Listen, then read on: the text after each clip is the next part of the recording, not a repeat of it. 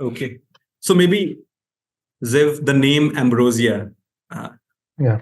food of gods. So how did you come up with that, and what's the story behind starting working on The the show? original name was Zis, which means sweet in Yiddish. We like that name quite a lot, but it was too close to my name. And one investor actually asked if this is stands for Ziv sugar, and then we realized we have to change it. So we changed to Ambrosia. So that's the story behind the name. It's our second decision. I don't know, choosing. How does this technology work? How is it advantageous? What kind of sugar reduction are you claiming? I know that it's an enzymatic process. I'm not sure if it's a natural enzyme, but I mean, your website says that it's kind of a proprietary enzyme. So can you talk a bit more about this? Of course, I mean, anything that you are open to share. So first of all, I think we should talk about allulose. I mean, the product that we are doing. So allulose is a naturally occurring sugar. So it exists in nature in a very small amount. We only eat about 0.5 gram per day without even noticing. Now, the unique, I would say, contribution of allulose to this sugar reduction field is that unlike any other sweeteners, you can take stevia, monk fruit, erythritol, or even chemicals like sucrose. Most of them are sweeteners. Okay, so they do not act or mimic the role of sucrose in the food and beverage. Now, sugar is much more than just being sweet. Okay, so if you try to make let's say, creme brulee with stevia, it simply will not work. Why? Because stevia is much more sweet than sugar. It does not brown, does not provide the bulk, the texture, the scent. So it's not a one-to-one replacement. Allulose it is. Okay, it's you take the molecule, a sugar molecule, and you flick it, and then you get the same sensation. It's a little bit less sweet, but from the, I would say, organoleptic point of view, it's almost the same. So you can bake, you can put it in cakes, you can put it in ice cream, which is actually a very good application, and also in beverages. And it contribute about 90% less calories. And more importantly, it's actually do not increase the insulin level. So you have all the benefits without the negative side. So this is allulose in a nutshell, and this is why other than us consider it as the holy grail. So what Ambrosia is doing, we did not invent allulose. We just make it cheaper. Why? Because allulose is quite expensive. Sugar is cheap. So if you want to succeed and you want to actually to have a real impact, you have to make the product cheap, as close as you can get into sucrose. And this is exactly what we are doing. So we have our own enzyme. It's modified, but you don't consume it. Okay, so it's not part of your end product. So at the end, we managed to generate basically a technological platform, an A to Z solution to sugar producer to produce allulose effectively. That's very important and affordable, in affordable manner. Of course, allulose is already FDA approved. It's something that's been there for a long time. Not so much. It's only a few years for the FDA. Yeah. EFSA have not approved it yet. I hope it will get approved soon. We got some indication that India approved it as well, and it's gaining momentum, that's for sure. Your enzymatic process, of course, does it affect the FDA approval processes in any way? I mean, does it add to the complexities? No. So first of all, we, like every other company, we are also filing for this GRAS self-affirmation.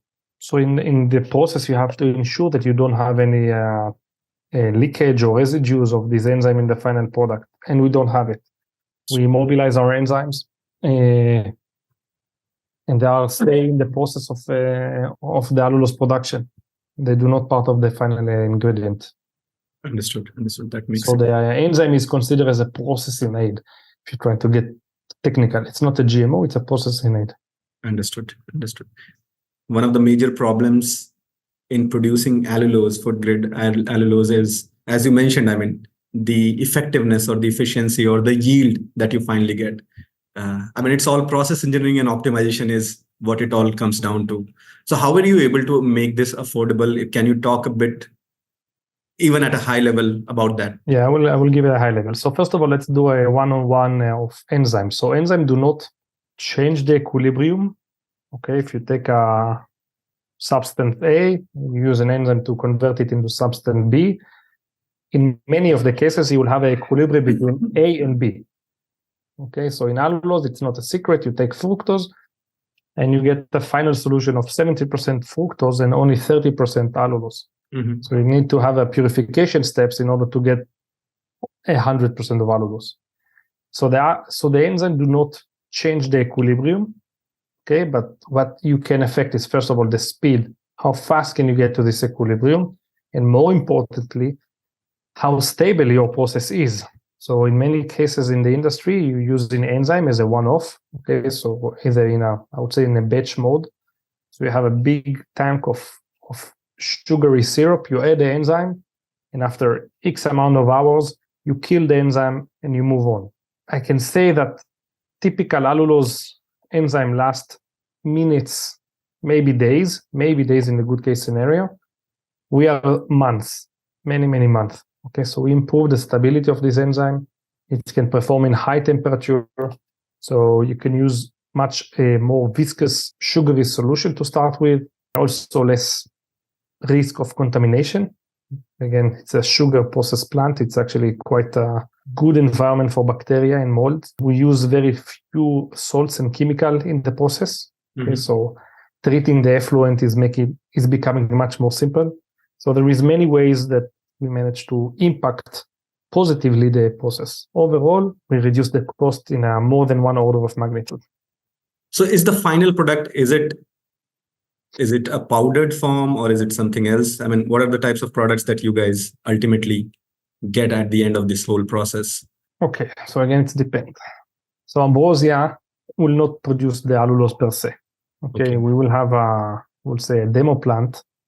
We do have a demo plant, and we are going to have a small-scale industrial facility, but our goal in life is not to produce the allulose by yourself. It's actually to cooperate and to collaborate, to co-produce it with sugar producer. And I can explain later. Sure. But they, or us, together with the partner, we can get to the allulose in a syrup form. And from the purity perspective, we are beating the market. So typically, you can see 90-95% syrup. We are way over 99. And you mentioned correctly, there is a powder form, which obtained from spray drying this allulose syrup. Yeah. We are probably one of the only companies in the world that can know also how to crystallize it. Okay, so you can get crystallization. And it's very important to some segments, like huge segments in the industry that needs crystals and not powder, mainly due to water activity. Again, it's becoming technical, but we are flexible. Yeah, you start with raw material, could be from fructose syrup, could be sucrose, you name it, molasses even we try, and you can obtain a very high purity of allulose in various forms. What kind of challenges or maybe bottlenecks have you encountered when you are integrating your technology or partnering with somebody which is a large-scale sugar producer or which is a large-scale beverage producer? I mean, so the sugar industry is anything but innovative. Probably one of the oldest. It's like the dinosaurs. Okay, so typically they do understand that. They do wish to diversify away. Typically, when a sugar producer will tell you that they are doing some other revenue stream, it's ethanol and biogas. That's it. So it's hard to convince. Actually, it's a challenge to convince them to invest CapEx that is needed to basically help them revamp their facilities from sugar to specialty ingredient. Okay, so we are talking about allulose, but Ambrosia is not a one-trick pony. Okay, so there are some challenges in convincing them. Now, if you want to convince them, you also need to convince their customers. Okay, so the customer is like the beverage or the bakery or the ice cream, I would say producers, right? The B2C companies. So in order to convince them, you need to invest in reformulations, okay, to tell them, listen, we can provide you with this and that material, you can do X, Y, and Z, in order to produce or to improve your, I would say, product line. But there is a chicken and an egg problem. Why? Because let's say the B2C companies, the producers, will not divert, will not start to produce allulose containing product in mass scale. Why? Because first, there is not simply enough allulose on the market available. Mm-hmm. This is problem number one. And secondly, is actually too expensive. So we are solving that by going to our partners, basically, that we try to convince sugar producer to produce allulose for them. And it will be much easier to convince them if you have off-takers. Okay, so we are working in every step of this value chain, we have activities to alleviate that. So how close are we to that magic number when companies have the least amount of friction to include allulose as an alternative? So from the technology readiness level, we are there already. Okay, so we produce hundreds of kilos, many of them at very competitive prices. Our products are being tested in reformulation centers all around the world.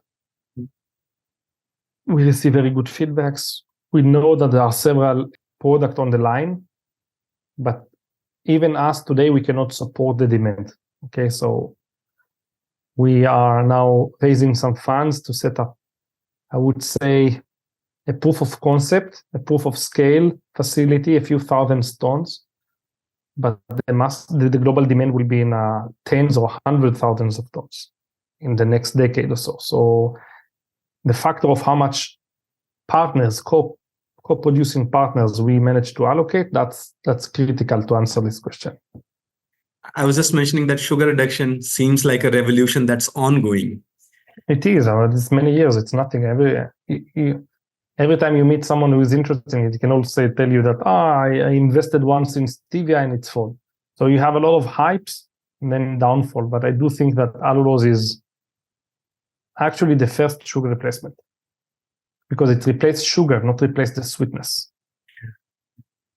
That makes sense. And of course, there are companies based out of Israel, your competitors, who are working on reducing the amount of sugar. Mm-hmm. They're using sugars. Some of them are actually changing things in the juices to make it less sugary. But again, that affects the process also. So process, taste, and also it's a product. I know this company. There are two of them actually, and both of them are narrow to liquid solutions, right? To juices. The world is bigger than juices, right? It's still a huge market, right? But there is other things that you also need to reduce. And allulose is all around it. Yeah. It's an all-star. Yeah. That makes sense. I think the more closer you are to replacement or finding an alternative, not of sweetening, but actually of sugar, and its properties, its bulking agent, and its properties in the type of final products they are mixed and how it contaminates, reacts, and all those kind of things, the better the solution is, because only then you are not affecting the taste profile or the flavor profile. Otherwise, nobody likes an alternated stevia-based kind of product. That has been my experience, and I have had a lot of primary surveys done for some of my projects, and the end result was taste is the king. If you don't have that, however healthy it is and however healthy the inclination of the user is or the consumer is, they will still not take it. And that has been my constant observation in this industry. So you guys are solving a big challenge. And I think allulose, in my opinion, also is one of the closest solutions that can actually do this. Then what's on the horizon with respect to the R&D that you guys are doing? Direction is it taking? Is it optimization, affordability, or is it something else? Is there a new product? Yes, we do have new products. But from our perspective now, we are fine-tuning the demo site. Okay, so I would say not the enzymatic parameters, because there is still much more room to improvement. Just energy consumption, you can build it smarter. But we are no longer in the R, we are more in the D phase. So we are in the development or more specifically in scaling up. So now we want to, in the next 2 years, we want to set up an industrial scale facility, okay, to demonstrate our capacity to produce not only kilos, but many, many tons per day. And we strongly believe that this will facilitate the conversation with the sugar producer that we just talked about them, and we can show them numbers. Listen, guys, this is what happened before. We changed the site, or we took some space on the site, and this is the outcome. Now, do you want to play in that game? If yes, let's go. If no, okay, move on. Hizib, this is a question based on my experience talking to a lot of people. But one of the things that I have kind of taken out of all these conversations is that you guys are sitting on a ton of knowledge, right? So ultimately, there is a core problem that you are solving in the process, in the optimization, in the development of enzymes, and ultimately the sugar reduction problem. Now, the product is one part of it, but the whole knowledge that you gained through all these processes over the years, that's another thing that is an asset. Have you guys ever thought of providing consulting as a product or as an option or as a service to maybe say large companies who are trying to solve the same problem but in-house, or maybe somebody is developing a process, and since you have already done that and you have the nuances and the knowledge and the people who did that, is there a line of thought there? Because that, I think, increases the chances of any and every problem being solved collectively. And the reason I'm asking you this question is because I see a lot of partnerships going on at Ambrosia. Okay, so the answer, there is multiple level. Okay, so first of all, we are not going to sell the enzymes. We are providing an A to Z solution to co-produce the allulose, ideally from old sugar mill or sugar refineries. Why? Because some of the facilities is there, already present, and we can take a good use of them. Okay, it will save you some of the investment. So that's what we are producing. And of course, part of this technological package is not only the biology, it's also the engineering and also then the monitoring of production. So yes, do we want to help allulose producer, current allulose producer? The answer is no. Why? Because then the change is let's say we improve their 70% to 100%. Okay. On the other hand, if you take a new sugar producer that is currently at 0% and you put him in 100%, then actually it's a much better value proposition. We do work closely with numerous beverage and food product producers. Why? Because we need to work with them to teach them how to use better. And they actually also teach us how to better use the allulose. So once we are ready with commercial quantities, we're going to have offtake for our proposal. That's as simple as that. So we are not a consulting company. That's not going to happen. We are going to work with our partners. Part of it will be consultation, but we are not going to do it.